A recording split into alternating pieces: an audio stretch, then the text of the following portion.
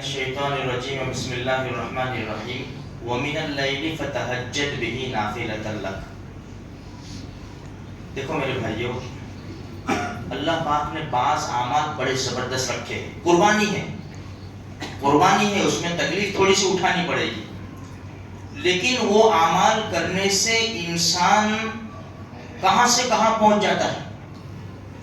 قرآن کریم کا 15واں پارہ وَمِنَ اللَّيْلِ فَتَہجد بِهِ نَافِلَةً لَكَ، تہجد کی نماز۔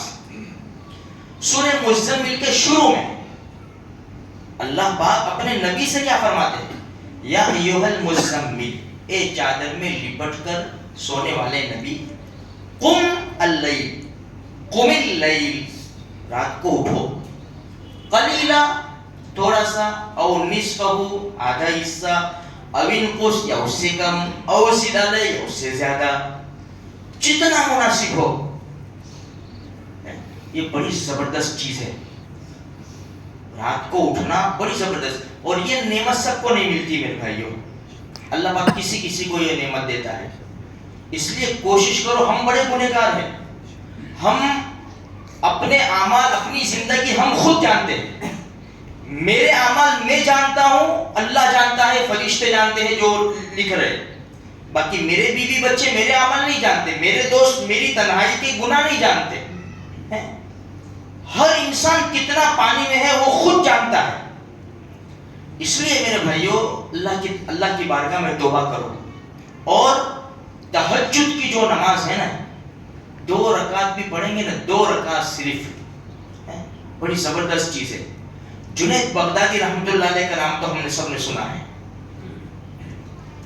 ابو محمد حریر رحمۃ اللہ علیہ فرماتے ہیں کہ جمعہ کے دن انہوں نے دنیا سے پردہ فرمایا، سن ہجری 298، تقریباً 1150 سال ہو گئے دنیا سے پردہ فرمانے کو۔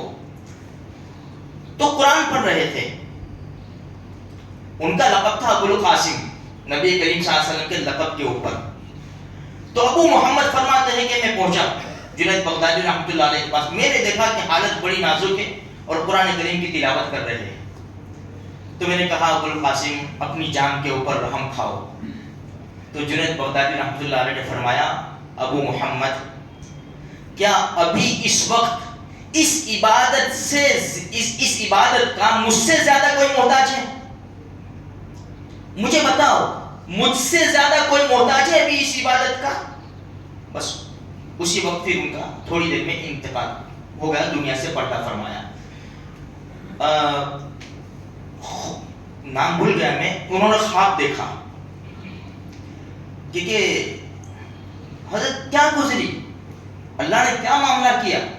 ان کی بڑی زبردست تصانیف ہے، ان کی تصنیفیں ہے، یعنی کتابیں انہوں نے لکھی ہے جنید بغدادی رحمۃ اللہ علیہ نے۔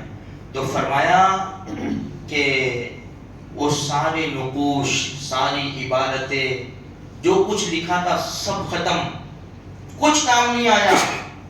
سحر کے وقت یعنی تہجد، سحر یعنی سحری کے وقت ہم چند رکعتیں پڑھ لیتے تھے نا، بس وہ کام لگ گئی۔ اب اندازہ لگاؤ کتنے بڑے اللہ والے جنید بغدادی، اللہ کے ولی، کام کیا آیا؟ چند رکعتیں جو تہجد میں پڑھتے تھے۔ اس لیے میرے بھائیوں کوشش پوری کرو، اور دیکھو تہجد کا وقت عشاء کی نماز کے بعد سے شروع ہو جاتا ہے۔ ضروری نہیں ہے نیند لینا، بھئی اگر ہم 2 بجے سوئیں گے تو کہاں سے اٹھیں گے 4 بجے؟ انسان 2 بجے سوئے گا تو 4 بجے کہاں سے اٹھے گا؟ تو 2 رکعت نماز پڑھ کے سو جاتے۔ لیکن فجر کی نماز ضروری ہے، فجر کی نماز ضروری ہے، فجر کی نماز پڑھو میرے بھائیوں۔ نماز تو 5 وقت کی، کیونکہ فجر اس لیے تاکید کی جاتی ہے کہ انسان، فجر مشکل ہے انسان کے لیے، یعنی جو نہیں پڑھتے ان کے لیے، جو پڑھتے ان کے لیے تو کچھ بھی نہیں۔ فجر پڑھ لیتا ہے انسان، کیا فجر پڑھی یار آج تو میں نے نیند قربان کر کے، تو 4 نمازیں اس کے لیے آسان ہو جائے، وہ چھوڑتا نہیں ہے۔ پھر فجر پڑھی یار میں نے، یہ نمازیں کیوں چھوڑوں میں؟